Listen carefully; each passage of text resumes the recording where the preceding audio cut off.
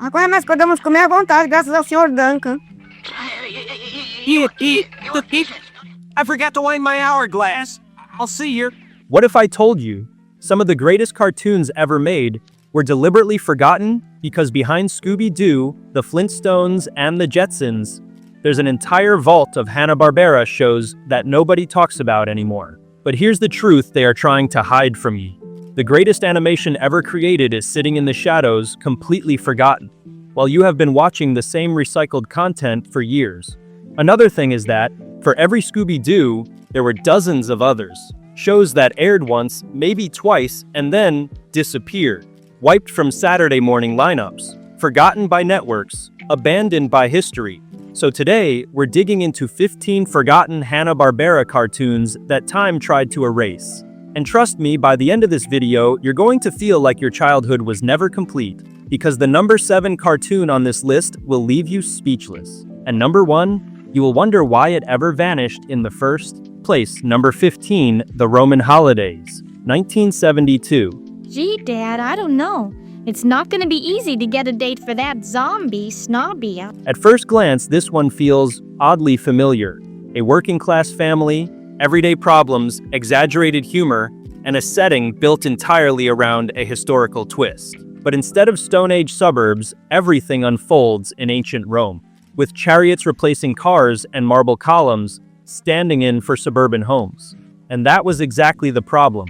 The Roman Holidays was essentially Hanna Barbera trying to recreate the magic of the Flintstones, just with a different coat of paint. Same structure, similar character dynamics, even the same style of jokes. It wasn't subtle. The show follows Gus Holiday, a Roman everyman working a 9-to-5 job in 63 AD, dealing with a nagging boss, a loving wife, 2 kids, a pet lion named Brutus. But what makes this show interesting isn't just that it copied a formula, it's how far it committed to the bit. The world building was surprisingly detailed, filled with visual gags built around Romans. Culture, from chariot traffic jams to toga fashion mishaps.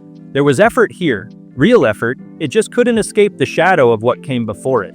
Behind the scenes, Hanna Barbera was under pressure to keep producing hits fast, and reusing a proven formula felt like the safest move. The show didn't last long. It got 16 episodes and a one-way ticket to obscurity. No major revivals, no strong syndication presence. It just faded. And over time, it became one of those titles people barely remember existed. But that wasn't the only time Hanna Barbera leaned a little too hard on a familiar formula. Because what came next took that idea and pushed it into even stranger territory. Number 14, Wait Till Your Father Gets Home, 1972. Fly it. Well, if there's no job, can I sell you 2 tickets? This wasn't just different, it was risky. At a time when Hanna Barbera was known for lighthearted, kid-friendly cartoons, this show stepped into territory that felt almost uncomfortable for animation in the early 70s. Instead of goofy mysteries or talking animals, it focused on family tension, generational clashes, and social issues that most cartoons wouldn't dare touch back then. And right away, you could feel it. The show followed Harry Boyle, a frustrated, hardworking, middle-class dad trying to hold his family together while the entire world around him was going absolutely insane. His wife was spending all his money, his son was a hippie dropout, his daughter was a feminist rebel, and his neighbor, a full-blown paranoid patriot who thought communists were hiding behind every mailbox. Every episode felt like a quiet collision of values, like a mirror pointed directly at America, at its arguments, at its dinner table fights, at that uncomfortable silence between a father who built everything and kids who wanted to burn it all down. What made it even more unusual was its tone. This wasn't loud slapstick comedy. It leaned more into satire, awkward moments, and conversations that felt surprisingly grounded. In many ways, it resembled shows like All in the Family, just animated, and that alone made it stand out in a lineup dominated by simple, repeatable formulas. And despite running longer than many forgotten Hanna-Barbera shows, it never got the long-term push that would have kept it alive in syndication. No constant reruns, no revival wave, it slowly slipped out of sight while lighter, safer shows continued to dominate. And what's even crazier, The next show didn't just push boundaries, it walked straight into controversy the moment it aired. Number 13, The Amazing Chan and the Chan Clan, 1972. As you noticed, my son Flip is concerned about your sick. Before we get into this one, I need you to understand something. This isn't just a story about a forgotten cartoon. This is a story about good intentions, bad execution, a cultural firestorm, and a show that got buried so deep, most people don't even know it existed. Inspired by the fictional detective Charlie Chan, a character created in the 1920s, Charlie Chan was traveling with his 10 kids, each one jumping into investigations, chasing clues, and somehow turning every case into a full-blown family operation. On paper, it sounds chaotic. On screen, it actually is, but in a way that's surprisingly fun to watch. Because unlike the usual Hanna Barbera setup, this wasn't just one goofy sidekick or a small group of teens. This was a full squad. Every episode felt busy, fast, and unpredictable, with different personalities clashing, overlapping, and sometimes completely stealing the spotlight from the mystery itself. But then, there's the reason it vanished. The show carried baggage from the moment it aired. The original Charlie Chan character had already faced years of criticism tied to how it was portrayed in older media. So even though this version tried to shift the focus toward the kids and make things feel lighter, it couldn't fully escape that history. And as audiences became more aware, the conversation around the show started to overshadow everything else it was trying to do. Networks didn't make a big announcement, there was no dramatic cancellation, it just quietly stopped being pushed and slipped into obscurity. And that's exactly why it fits this list. It's not just forgotten, it's one of those shows people never even got the chance to properly discover. But what comes next throws logic completely out the window, because instead of a crowded mystery-solving family, we're about to shrink things down to a detective you could lose in the palm of your hand. Number 12, Inch High, Private Eye, 1973. Hey, they're leaving! The big question is, where's Uncle Inch? What if the world's greatest detective was literally 1 inch tall? No, seriously, 1 inch tall. Not metaphorically small, not underestimated small. We're talking smaller than a coffee cup, smaller than a TV remote, smaller than the dust bunny sitting under your couch right now. And this little man was out here solving crimes. I mean, a full-on investigator, complete with gadgets, disguises, and spy-level missions. Except he's only 1 inch tall, which means every case instantly becomes more dangerous, more complicated, and honestly, way more entertaining than you'd expect. Inch High isn't treated like a joke character. He acts like a real detective, always focused, always determined, even when the situation is completely absurd. That contrast between serious attitude and ridiculous reality gives the show a unique kind of humor that doesn't rely on cheap gags. This 1 inch man takes on cases that would make groans. Adults twice his size run in the opposite direction. Robberies, smugglers, villains, masterminds, all while being the size of your thumb. He rides around in a little car. He gets carried in a briefcase. He uses everyday objects as weapons and tools. A paperclip becomes a grappling hook. A matchbox becomes a getaway vehicle. A simple drinking straw becomes an escape route. And somehow, this tiny man always wins.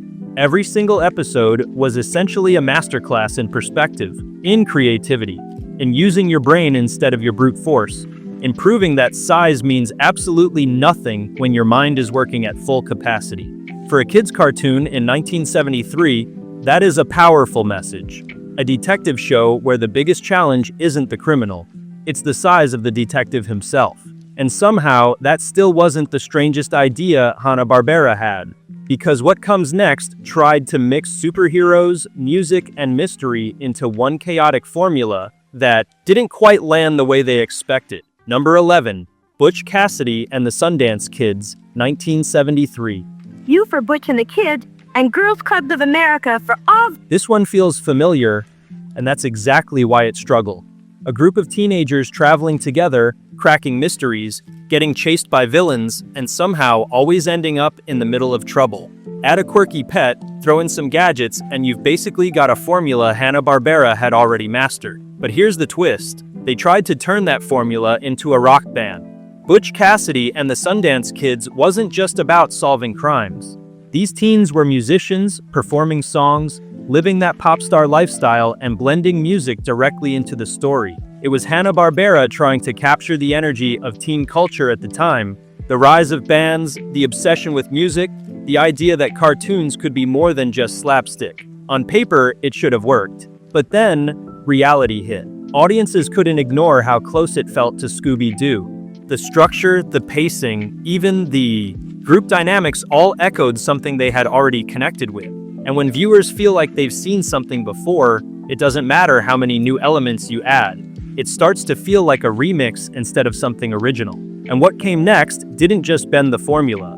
It flipped it completely, turning the main characters into criminals who were somehow still the heroes. Number 10. The Hair Bear Bunch, 1971. Most cartoons want you to root for the heroes. This one makes you root for the scammers.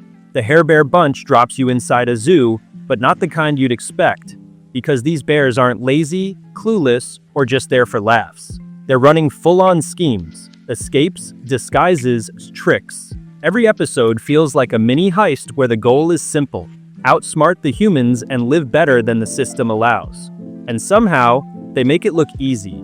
Hair Bear, the leader, is always 2 steps ahead, pulling off plans that feel way too clever for a kid's cartoon. His crew backs him up with chaotic energy, turning even the smallest idea into something unpredictable. And the zookeeper, he's not a villain in the usual sense, just completely outmatched at every turn. That dynamic is what makes the show hit differently. It wasn't just different, it was ahead of its time. And somehow, it still got buried. But what comes next takes a familiar idea and adds one strange twist that should have worked, yet never reached the level it was clearly aiming for. Number 9. Speed Buggy, 1973. At first, it sounds like a guaranteed hit. Take the mystery-solving formula that already worked, add a tight group of teens, throw them on the road so every episode feels like a new adventure, and then replace the talking dog with a talking car. Not just any car, a loud, hyper-personality-filled dune buggy named Speed Buggy. Speed Buggy isn't just tagging along.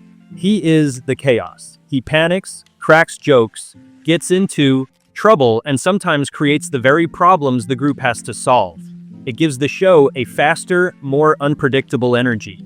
Because now the mascot isn't just reacting. He's actively driving the story, literally and figuratively. The setting also plays a huge role. Unlike other Hanna Barbera shows that stay in familiar locations, this one is always moving. Deserts, racetracks, strange towns, every episode feels like a road trip that could go wrong at any moment. That constant change keeps things fresh, even when the mystery structure feels familiar. So why didn't it explode the way Scooby-Doo did? Because no matter how much it tried to stand out, it couldn't escape the comparison. Which is a shame, because that chaotic energy makes it way more fun than people remember. But if you think a talking car solving mysteries is strange, the next show takes that same formula and adds something even more unexpected: a ghost from the 1700s. Number 8. The Funky Phantom, 1971. A group of teens, a cowardly pet, a mystery in every episode. You already know where this is going, but then, out of nowhere, the show introduces its wild card, a clumsy ghost from the Revolutionary War who barely understands the world he's in. And somehow, that's exactly what makes it stand out. The Funky Phantom takes the familiar mystery setup and injects it with a completely different kind of humor. Instead of just solving cases, the group is constantly dealing with a ghost who's stuck in the past, confused by everything modern, and accidentally making situations worse while trying to help. It creates this constant clash between two worlds. You've got modern teens trying to stay focused, and then you've got a powdered wig-wearing ghost reacting to cars, technology, and everyday life like it's all magic. That contrast adds layers to the comedy that most Hanna-Barbera shows didn't even attempt. And yet, it still got overshadowed, not because it was bad, not because it lacked creativity, but because it arrived in a moment where one formula had already taken over the entire space. And what comes next doesn't just tweak the formula, it turns it into something completely absurd, with a character so bizarre that it went from forgotten to full-on internet legend years later. Number 7. Jabberjaw, 1976. A talking shark in a rock band. That alone sounds ridiculous. But Jabberjaw doesn't just lean into the absurdity, it runs with it. Set in an underwater world where sea creatures live like humans, the show follows a group of musicians trying to make it big while constantly getting dragged into mystery after mystery. And right at the center of it all is Jabberjaw himself, a nervous, fast-talking drummer who somehow manages to be both the loudest and most terrified character in every situation. And that contrast is where the magic happens. Because despite being a literal shark, he's the most human out of everyone. He complains, panics, cracks jokes, and constantly gets blamed for things going wrong, even when he's not at fault. It creates this chaotic energy that keeps every episode moving fast, with barely any time to slow down. But here's the strange part. For years, Jabberjaw wasn't remembered as a hit. It didn't dominate ratings. It didn't get the same level of attention as Hanna Barbera's biggest shows. Instead, it quietly faded into the background. And just when you think Hanna Barbera couldn't get any more formula-driven, the next show proves they absolutely could in the safest way possible. Number 6, Clue Club, 1976. This one plays it so safe, and it disappeared completely because of it. Clue Club takes everything that worked in earlier Hanna-Barbera shows and strips it down to its most basic form. A group of teens, a mystery every episode, 2 dogs helping solve crimes, suspense, chases, and a clean resolution by the end. No wild twist, no strange concept, no big risk. And that's exactly the issue. Because while other shows at least tried to stand out, Clue Club feels like it was designed not to fail, instead of designed to be remembered. It follows the formula so closely that nothing really surprises you. Every beat feels familiar. Every outcome feels expected. The stories are clear, the pacing is solid, and the characters do their job. If you were watching it casually, you'd probably enjoy it. But enjoyment alone isn't enough to make something stick in people's minds. And then came a show that did the exact opposite. Because what's next doesn't play it safe at all. It throws logic out the window and gives you one of the most chaotic characters Hanna-Barbera ever created. Number 5, Captain Caveman and the Teen Angels, 1977. Captain Caveman is loud, unpredictable, and completely out of control, bursting into scenes, shouting his own name, and pulling random objects out of nowhere like logic doesn't even exist. And somehow, he's paired with a group of teen detectives trying to solve mysteries like everything is normal. It shouldn't work, but somehow it does. Because while the Teen Angels follow a familiar structure, Captain Caveman completely disrupts it. Every time the story starts to settle into a pattern, he crashes through it with wild energy, turning simple situations into total madness. You never really know what he's going to do next, and that unpredictability keeps the show constantly moving. And unlike other Hanna-Barbera characters, he doesn't feel controlled. He feels like a problem, the kind of character that makes things harder instead of easier, but still ends up being the reason everything works out in the end. That balance between chaos and resolution gives the show a unique rhythm you don't see in most cartoons from that era. But even that level of chaos wasn't enough to guarantee lasting attention, because what comes next takes a completely different direction, stripping away the madness and replacing it with something far more grounded and surprisingly serious. Number 4, Devlin, 1974. Devlin strips Hanna-Barbera down to something much more grounded. The story follows Ernie Devlin, a young daredevil trying to build a career while dealing with family pressure, personal expectations, and the constant risk that one mistake could end everything. And that tension is real. Every stunt feels dangerous. Every decision carries weight. There's no safety net of slapstick humor to soften the impact. When things go wrong, they feel like they matter. It almost plays more like a drama than a traditional cartoon, which is something Hanna-Barbera rarely leaned into. Kids tuning in expected something lighter, something fun, something predictable. Instead, they got a show that felt serious, sometimes even intense, with a main character who wasn't cracking jokes. He was trying to prove himself in a world that didn't give him easy wins. It didn't fit the mold, and that made it got left behind. But what came next went in the complete opposite direction, taking a well-known idea and reshaping it into something audiences didn't quite accept. Number 3, Jeannie, 1973. A magical genie, a charming dynamic, light-hearted adventures. It should have been an easy win, especially with the popularity of I Dream of Jeannie still fresh in people's minds. But this version didn't follow the script people expected. Instead of focusing on the original characters, the show introduces a completely new setup. Jeannie is now younger, paired with a teenage boy, and the tone shifts heavily toward a kid-friendly adventure style. It's brighter, simpler, and much more focused on quick, playful situations rather than the charm that made the original so memorable. And that's where things started to fall apart. Fans of the original didn't connect with it. It felt too different, too disconnected from what they loved. And for new viewers, it didn't have a strong enough identity to stand on its own without that connection. It got stuck in between. Not quite a reboot, not quite its own thing, so it quietly slipped away. No major backlash, no dramatic failure, just a slow fade as other shows with clearer identities took over the spotlight, which makes it one of the most overlooked entries on this list. Because the idea had potential, but the execution didn't give it the impact it needed. Number 2, Partridge Family, 1974. This one feels like a gamble from the very beginning. Take a popular live-action family sitcom. Now move it thousands of years into the future. Add flying cars, futuristic cities, and space-age technology, but keep the same core idea of a musical family performing together. It sounds bold. It also sounds risky. Partridge Family tries to merge two completely different worlds, grounded family entertainment and full-on science fiction.